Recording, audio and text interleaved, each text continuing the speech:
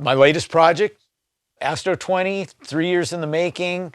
It was time for a new Soldano, and I wanted to combine the thing I know best, which is awesome tube tone, and I wanted to create an amp that was modern and met the needs of modern players and what they need playing live, recording in their home studios, recording in real studios, all of that stuff, and wanted to put it all into one amp. And so the new Astro 20 is the culmination of a lot of hard work of refining all of the various Soldano sounds, if I may be so bold as to say that. It's a 4-galaxy amp, and let me explain galaxies. So the galaxies are the tonal color of the amp. The green galaxy is clean. The blue galaxy is the first of the gain, the levels of gain. The purple galaxy is the next level of gain, kind of a little more crunchier. And then the red galaxy is the Soldano overdriven sound. So this has all of that in it. And so it's got 4 galaxies. It's technically a 3-channel amp because it's got the clean channel and then it's got 2 of the gain channels. And those can be assigned for any level of gain by picking the galaxies. So let me just kind of, this will indicate the galaxy. So there's the clean channel there. There's the blue channel. That's the first of the gain channels. There's the second of the gain channels, and there's the full-blown overdrive. So we've got, those are the 4 galaxies the amp has. Now, channel-wise, the clean channel's over here. It's got a volume control, a tone control. It's got a bright switch with 2 different levels of brightness. The middle position is flat. There's nothing. The next switch over is the channel selector here. See, so we can just go, and we can go through the channels just using this, and we don't even need the foot controller. And then it also has a second function, and that's the save function, because this has MIDI capability, and you can save all your presets. And so in the gain mode, it has a common EQ for the 2 gain channels. So you've got your bass, middle, treble, and of course, presence and master volume. But you've got 2 preamp gains that you can switch between, and then 2 masters that coincide. So by combining those settings with whichever galaxy you're in, you can get a huge range of sounds. And then over here, the little planets that are around this star here, basically, these are your IRs, which we're going to talk about in a second. And there's six spots in here that you can preload IRs. Those are basically the controls. There's a 3-position bright or depth switch, excuse me, depth control here, just to add a little bit of thump to the power section. And it's got a overall master volume. On the back, there's a effects loop. There's an XLR jack for direct out. It's got a ground lift on it for, noise problems and whatnot. There's a headphone jack with a level control. The power switch is on the back. And that pretty much sums up everything there. You were recording just direct out from the XLR, right? Just picking the different IRs? Yeah, I was recording with the Astro 20 on my recording desk with no speaker cab, just XLR out for like 4 hours yesterday. Bingo. Oh, that's killer. And I can just have it on my desk and I can just flick through the different IRs and just kind of go, no, yep, there's the one, run a pass. And then if I don't like something, I can just load it using the desktop software. And it's just seamless and simple. Yeah, and then the other thing that's super convenient is that you don't have to have a cabinet connected. Yeah, that's incredible. Yeah, so so you could show up at a gig and you could just go like DI front of house, yes, pick your IRs, dial your sounds, and you're good to go. Yeah. And that was one of my goals, was to, because I know that the industry's changing. The music world is changing. It's like you don't roll into a casino gig with 4 full stacks. I mean, and expect them to let you. I You want could, to. but the guy will tell you to leave them in your car. Yeah. And so you need to be able to walk in with something like this, plug into that XLR, go straight into front of house, and have all your sounds there because that's all they're going to give you. But you've always got the tone. Lower volume, you got it going on. You got the tone. From a design point of view, were there challenges of kind of boiling the sound in your head down to a 20-watt package versus a traditional 100-watt or more? You know, going back to the beginning of my entire design career, when I designed the SLO 100, one of my key points that I felt for all amps, not just that amp, but my key point was I wanted to be able to get the same tone at any volume. So I've always been a huge proponent of getting the sound in the front end of the amp and just having the power amp be there to bring it up to whatever volume level you want it to be. Right. And I felt like 20 watts was that seems like it's a really good power range to be in these days. And this is an incredibly loud 20 watts. Oh, yeah. Compared to other 20-watt amp, 20 watt. I don't know how that's measured, but this is an extremely loud. It is. It's got a pair of 6V6s in the power section, and it's got a nice hefty output transformer. So it's not just a 20-watt amp. It's a 20-watt in-your-face 20-watt amp. Hey, Fluff, have you had a chance to plug that into a cab yet? Very briefly, Yeah. I have a 212 at home. Yeah. And it was a bit much. So yesterday was the first time I had a chance to pop it through cab. And dude, I put it through my old Soldano 412, and I was checking the number on. I was like, this is not a 20-watt amp. Yeah, There's no way. It's loud. Yeah. So that is a whopping 20 watts. Yes. Yeah, totally. So I was like inching that down with my old ears. Man. Well, turning yeah. that down. And that's totally. That's just the thing. It's like this thing can get very loud. You plug this into a 412 and it will clear the room. That was a nice power range to be in because it keeps the package small, makes it much more flexible so that you can use it in small clubs and still play it in a big place as well. Then just the idea of being able to use it with no speaker at all was really key because now, so many people, record at home. And Yeah, you got guys like me. So, so thank you. Yeah, for that. well, exactly, because it's super fun to take this thing down in my basement. In fact, my wife can be in the other room watching television, and I can be sitting here with this thing and a set of headphones on, or even just my little monitor speakers on my, plugged in through my computer on my desk, and I can be playing this thing, and it's sounding like it's huge, and yet it's not getting past the room. In order to do that, I had to enlist others to help me with the digital side of it. Of course. We integrated all, my tube stuff, Synergy's IR technology, threw it together, and 3 years later, we came out with this. So something I really appreciate about the Astro 20 in particular is there is desktop software to load my own IRs if I choose, but I'm not locked into the software. I don't have to use the software if I don't want to. Everything's right there. You can do everything right here on the app.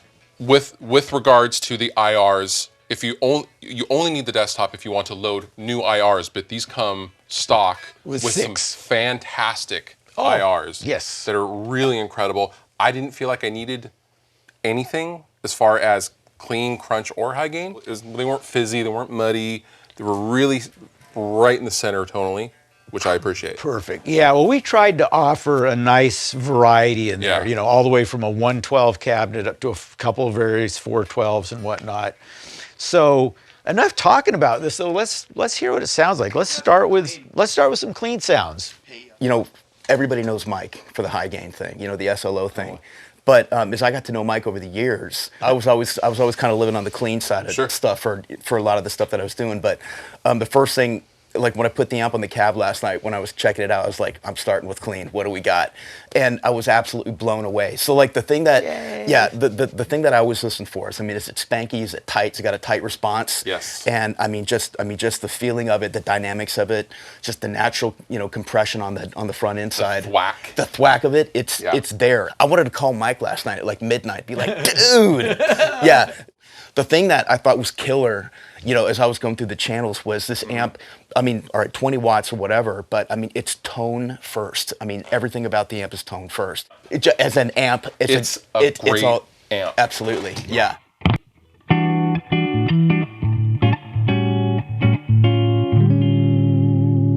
It's got the spank, you know?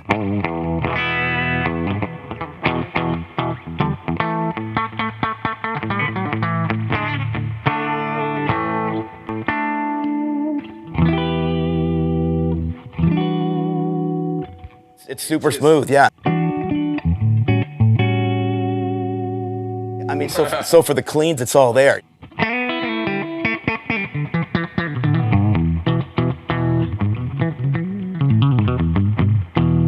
And then you got a little bit of, you know, you can get your...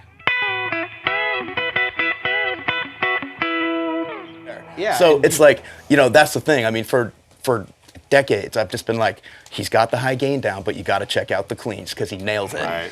I would go into a battle with a Soldano, as long as there's a clean channel on that amp and the dirty channel, I'd go into battle anywhere, anytime with that, yeah. So right now, you're on gain 1. Yep, got it. And it's still shared EQ. So, like, what kind of sound do you want? I don't know. A little crunchy? Yeah, let's try a little crunchy, right, sure. Cool. Little crunchy chords.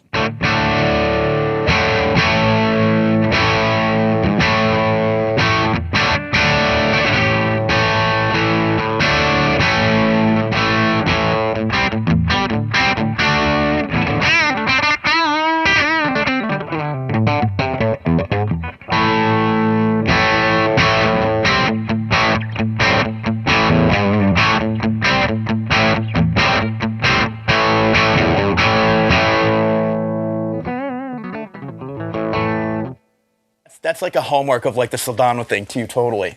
I mean, so you can get your channel jackhammering really good and just roll the volume down. But the second you start rolling it down, so very responsive. It's not, you got all the way down and then it starts cleaning up. Right. Like as soon as you touch the volume, it's very sensitive. Respond.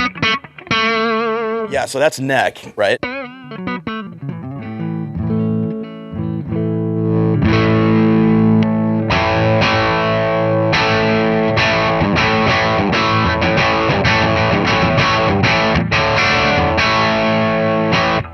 It feels like Soldano.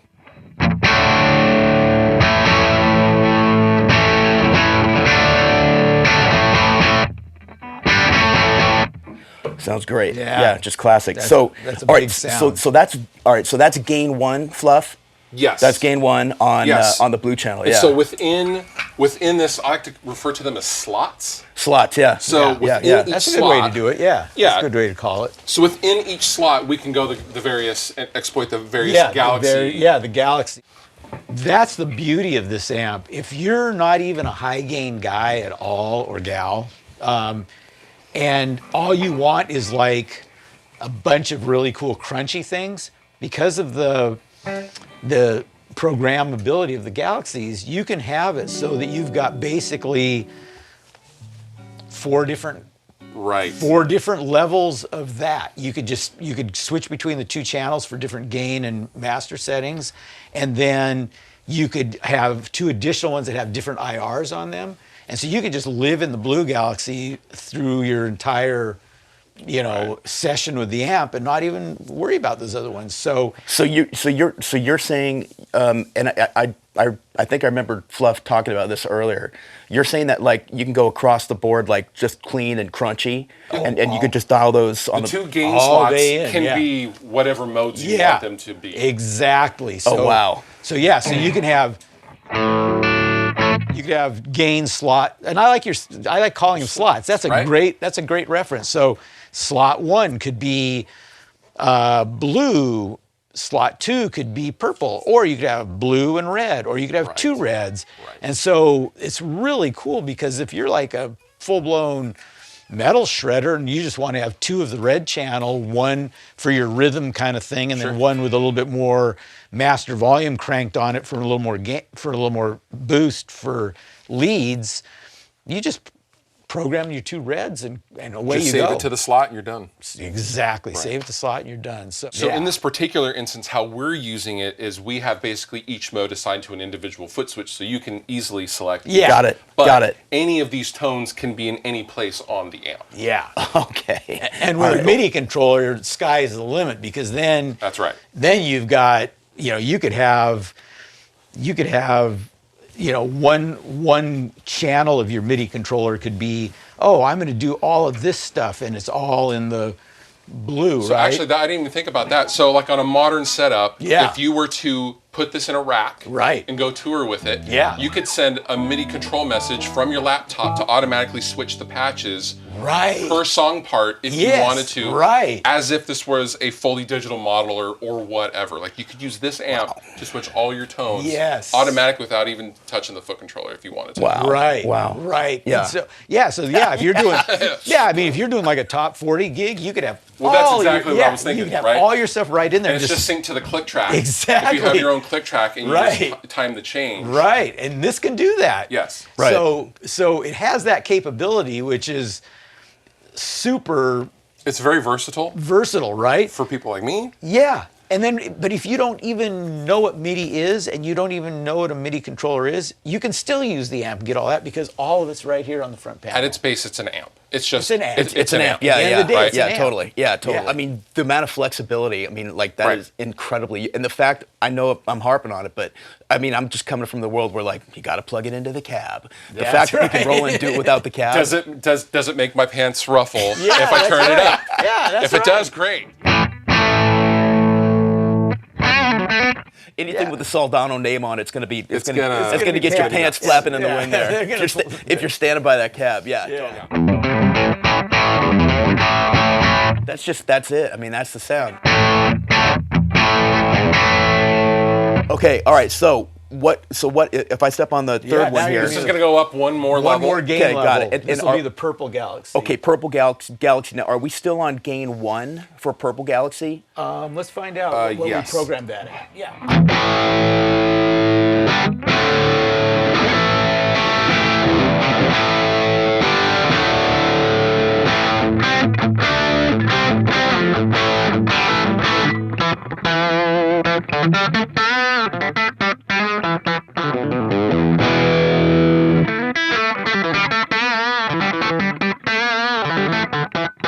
And it's super spanky still, you know? Yeah. So- I mean, it doesn't overcompress. It goes to exactly like what you were Yes. saying. I mean, you still get the It's- definition. It's you know? still open. This voicing has a lot of mids, Yeah. but it also still has that nice crunchiness. So even if you gain it back still, Yeah. as you would the blue, Yeah. it still is a different voicing, so it'll cut a little differently in a mix. So if you were to switch between this and the blue Galaxy, Yeah, got it. it's still, you could use this as a solo boost pretty easily without Yeah. using gain Without Oh, using to the, achieve got the it. same thing. Right, without going to the red Yes. Galaxy. Okay, got it. Like yeah. you don't have to gain out on this voicing in order to cut. Yeah, which got is it. Super cool. Richness, you know? So, I mean, you can hear it in the chord. But, I mean, just rolling it back a little bit.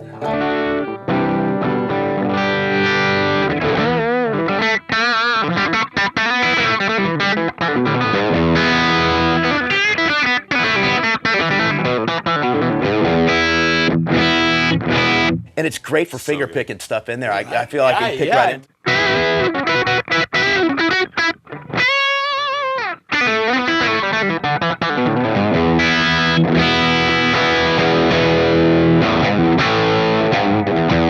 Great. Yeah, totally. But Yeah. we're not even at Whoa. noon yet. Yeah. So, Really? But if we wanted to saturate, we turn this up a little bit. Yeah. Okay.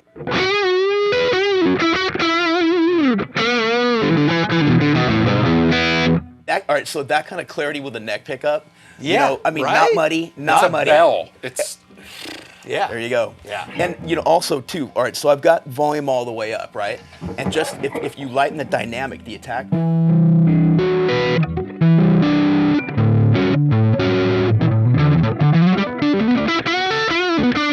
And then just like easing it up a little bit.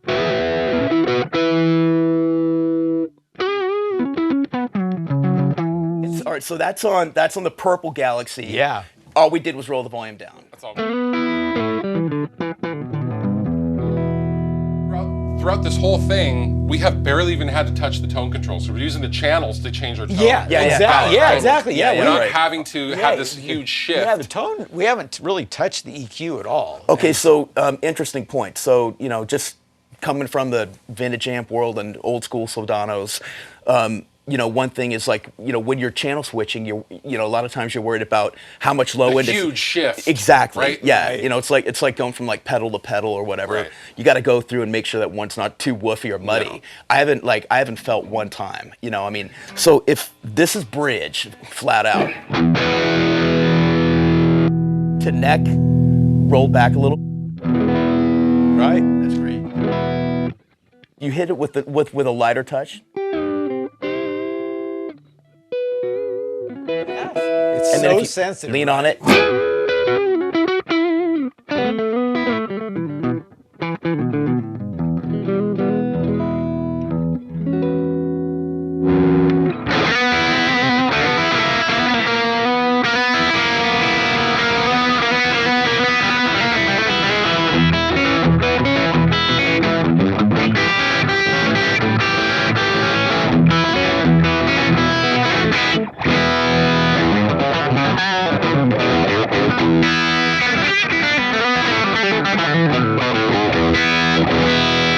Love it. I love it. You can still get down some Southern fried picking on it. You know? And there's still another gain channel to go. Yeah, there's That's too much, man. More galaxy. There's more universe to explore. yeah.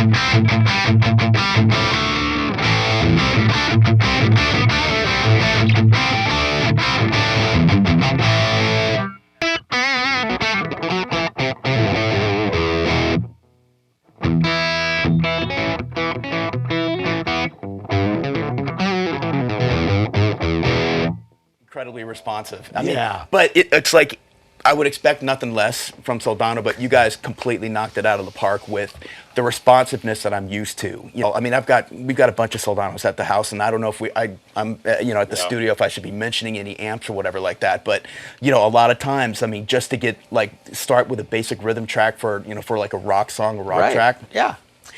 You know, I'll go to the SLO, go to the clean, dial it, hit the crunch on that. And then a lot of times you can find it with the volume knob. And it just sits right in. That was what I was trying to do with this one, was give it that entire range from crystal clean to full-blown overdrive and have it be pretty seamless the whole way up as you step through the different galaxies, that they all kind of pick up where the last one left off and even overlap a little bit. It does feel that way, and I was like, when I saw the shared EQ, I was like, okay, well, it's used, so it's probably just fine, but with a lot of other amplifiers, you have that, like I mentioned before, this huge tonal shift. So then you have to choose one, right? Yeah, then you have to dial either for the clean or for the lead or for the crunch, and it won't work for all of them. Right. That is not the case with the other ones. And so what I try to do to make that not the problem is between stages, between gain stages, as the extra stages get added on, I do kind of little preset EQ things that happen between the stages. So as you add that extra gain, you're compensating. I'm compensating. So that way, when you go to that higher gain, the bass doesn't all of a sudden become super flubby and fart out and stuff. You know, it's like, oh, okay, I'm adding more gain now. I need to kind of like sort of tame down that low end thump when it hits that next tube. Otherwise, it's gonna overtly compress the tube on that, which is gonna end up sounding very bad to the ears. And so that's part of the design. It's like this kind of, and that's what takes a lot of the time in this, is figuring out how to address what you're going to do to sort of color the next edition before adding it, so that as they go together, when you step back, the whole thing it appears and sounds seamless. One thing affects the other, right? Exactly. And so I'm glad you guys noticed that, because it put a lot of work into it.